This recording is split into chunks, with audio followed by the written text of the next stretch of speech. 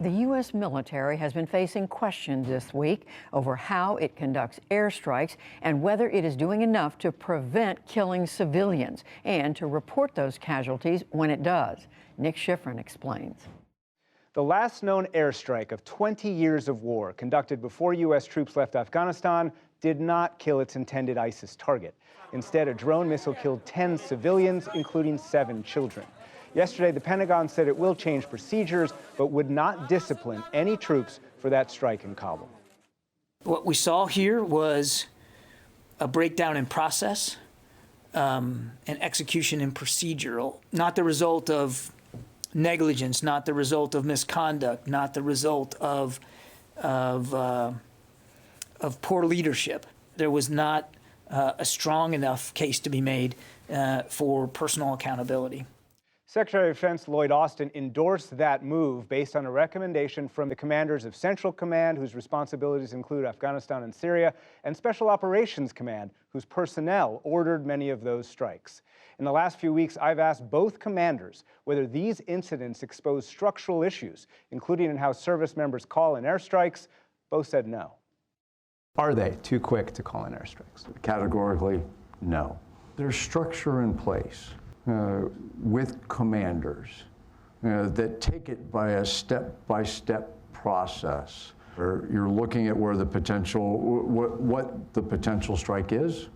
You're talking about what type of effects you're trying to achieve, what type of munitions you're going to use. We've gone to elaborate lengths to prevent civilian casualties. I cannot tell you in every case that we have been able to achieve that goal. I can tell you that when we know about it, when we have an opportunity to learn that civilian casualties may have occurred, we do investigate it. Your response does not sound like you think that there's some kind of systemic problem, whether it's a climate or whether it's special operators calling in airstrikes too quickly. Combat, and particularly close infantry combat, as occurs in a lot of these things, is an inherently messy, imprecise, bloody business. And we would like for it to be antiseptic, would like for it to be perfect. It often is just not going to reach those standards of excellence. There was another incident on December the 3rd when a drone over Syria targeted an al-Qaeda commander. The military says it killed him, but acknowledges it also killed civilians. A family posted this video of the strike as it hit and told us in an interview they were innocent victims. My son Mahmoud's head was broken. My wife's leg was broken. All of us were injured and full of blood. We went from happiness to devastation. We don't have anything to do with the people in power. And had we known that was a motorcade in front of us for someone that was in a powerful position, we wouldn't have driven behind it. To discuss these incidents and the larger question of civilian casualties, I'm joined by Larry Lewis, who's worked with the Defense Department for over a decade to prevent civilian casualties. He was also the State Department's senior advisor on civilian protection and is now research director at the Center for Naval Analyses, CNA. Larry Lewis, welcome back to the NewsHour. Thanks very much. What's your reaction to the military not holding anyone accountable to the August drone strike in Kabul? So, first of all, it's not surprising. We often see a lack of accountability and discipline for these strikes. But in my mind, there's a different question. Not only holding individuals accountable for those that were involved in that strike, but the fact that we've seen thousands of these strikes and we see recurring problems creates a question about, okay, who really should be accountable? Not necessarily the trigger pullers, but the senior leaders that have overseen these processes that have these systemic problems. You mentioned you've seen thousands. You published an essay this week in which you wrote that the Kabul drone strike was, quote, not an isolated mistake, but rather part of a systemic pattern, and you called the strike negligence. Why? So negligence is defined as a lack of care, and that's exactly what we see. So, analyzing thousands of strikes, literally thousands, I've seen the same patterns that occurred in that strike over and over again. And yet you also have heard the military say and again that they do care. And you just heard the Central Command Commander, General McKenzie, and the Special Operations Command Commander, General Clark, say that, quote, there are structures in place and, quote, we've gone to elaborate lengths to prevent civilian casualties such that there are no systemic issues causing these casualty incidents. You disagree? I do disagree. So again, what does the data say? So clearly the U.S. military has processes in place. They have an infrastructure in place.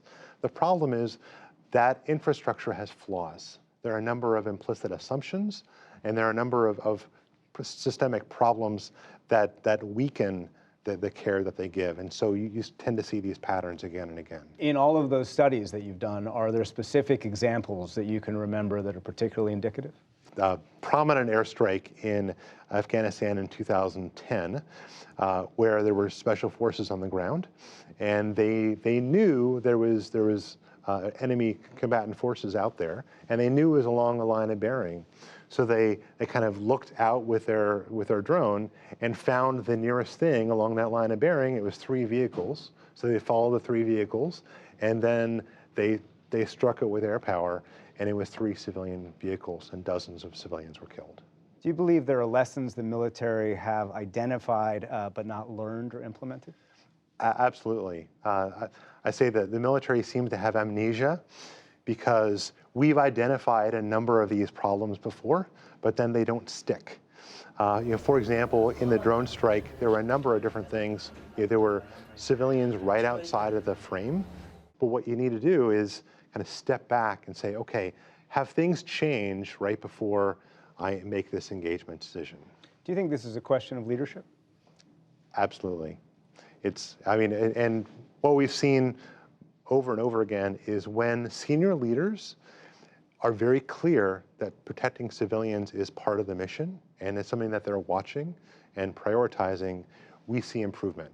And when there's not that clear message from the top, then we see basically what we've been seeing the last few years.